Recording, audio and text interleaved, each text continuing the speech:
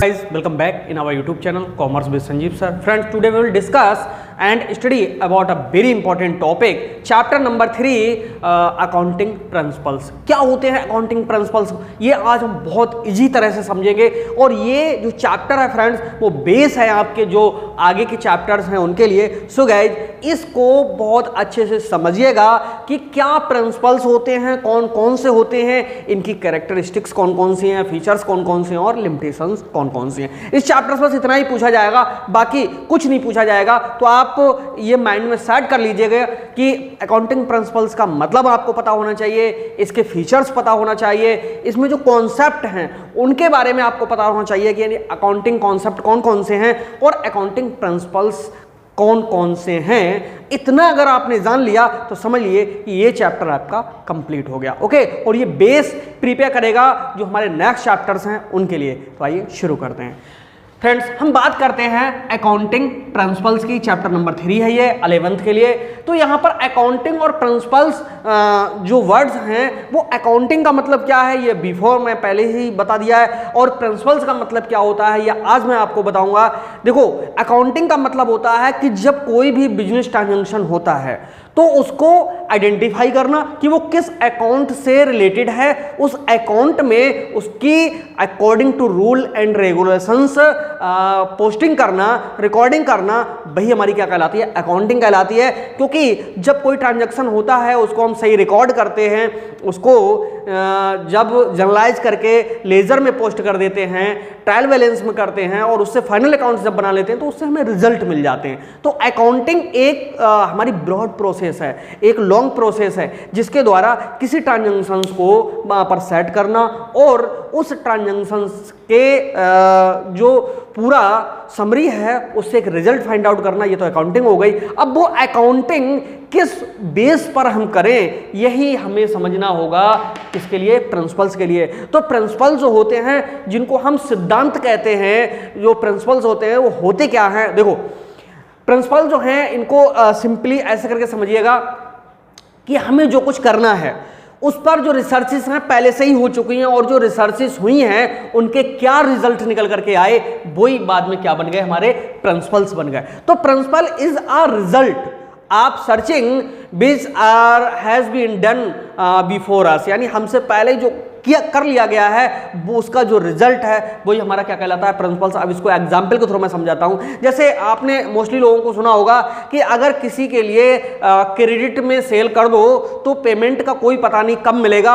अब क्या हुआ कि ये वास्तव में सही है या नहीं है कि भाई हम तो कैश में ही सेल करेंगे। ओके, तो एक प्रकार का सिद्धांत बन गया कि क्रेडिट सेल करना है तो बहुत सोच समझ के करना होगा। ओके, सामने वाले की गुडविल देखनी होगी, उसका नेचर देखना होगा, उसका बिजनेस देखना होगा और उसकी जो लोकेलिटी है वो देखनी होगी, और वो किस लेवल का बिजनेस कर रहा है ये देखना होगा। तो एक प्रकार से ये सिद्धांत बन गया कि भाई अगर क्रेडिट सेल करेंगे तो देखिए प्रॉब्लम आ सकती है। क्या आप इसको नहीं मानते हो? मानना पड़ेगा। यही हमारे सिद्धांत हैं कि जो हमें करना है उस पर रिसर्चेस पहले से ही हो चुकी है, वही हमारे क्या बन गए हैं, उनके रिजल्ट जो निकल करके आए वही हमारे क्या बन गए, सिद्धांत बन गए। तो ये क्या है, यूनिवर्सल ट्रुथ भी होते हैं। ओके, और इनके लिए सब लोग एक्सेप्ट भी करते हैं। कुछ इनमें कमियां भी होती हैं क्योंकि हर व्यक्ति का नेचर एक जैसा नहीं होता है।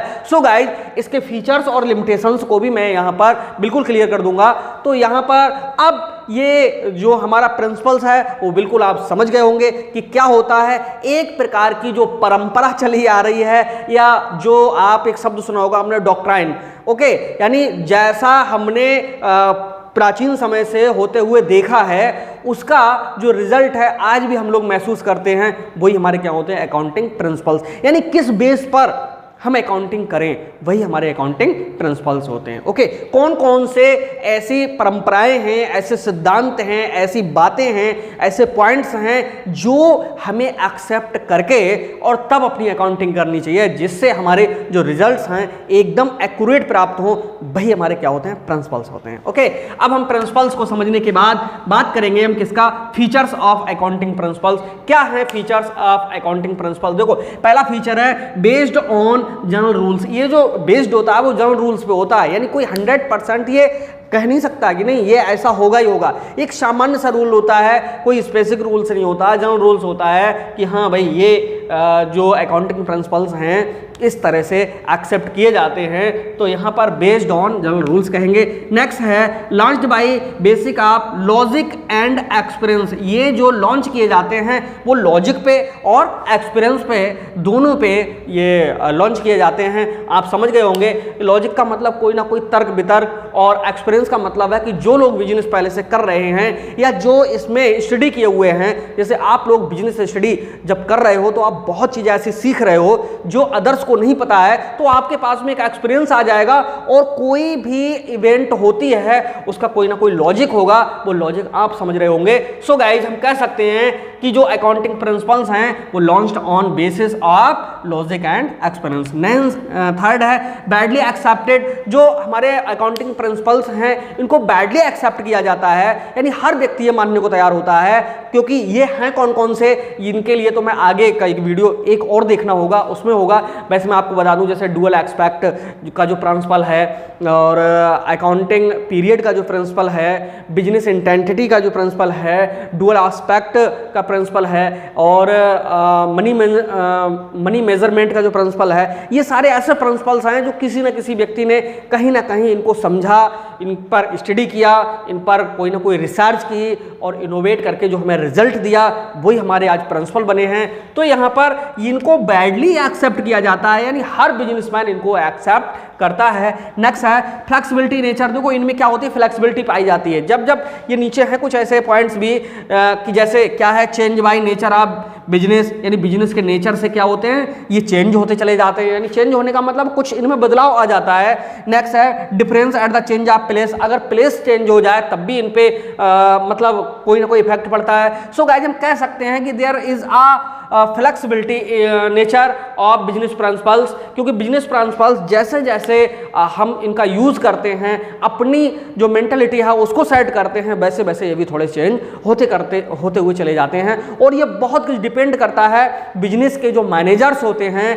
जो एम्प्लॉइज होते हैं, और जो उसको ऑपरेट कर रहे हैं ऑपरेटर्स पे डिपेंड करता है कि सामने वाले को कितना मोटिवेट कर सके, उसके सामने अपने आप को कैसे प्रेजेंट कर सके, उससे क्या उसको देना है और क्या उससे लेना है। तो ये हम कह सकते हैं कि it has flexibility nature. Okay next changes by nature of business. आप समझिए कुछ बिजनेस ऐसे होते हैं जिनमें क्या होता है कि जो अकाउंटिंग प्रिंसिपल्स हैं उनके कुछ रूल्स फॉलो किए जाते हैं, कुछ की ज़रूरत ही नहीं पड़ती है। क्योंकि जैसे अगर होलसेल की आप बात करेंगे, होलसेल आपका बिजनेस है तो वहाँ पर क्रेडिट सेल बहुत ज़्यादा होगा, ओके, और वहाँ पर जो आपका पीरियड होगा पेमेंट लेने का, तो वहाँ पर उसको टाइम टू टाइम बीच बीच में नहीं बोलना होगा कि भाई नहीं आज आप हमें पेमेंट दीजिए, क्योंकि वहाँ एक फिक्स टाइम लगा हुआ होता है। लेकिन वहीं पर हम बात करेंगे रिटेल बिजनेस की, तो वहाँ पर मोस्टली क्या होता है कैश पेमेंट पे ही बिजनेस मोस्टली किया जाता है।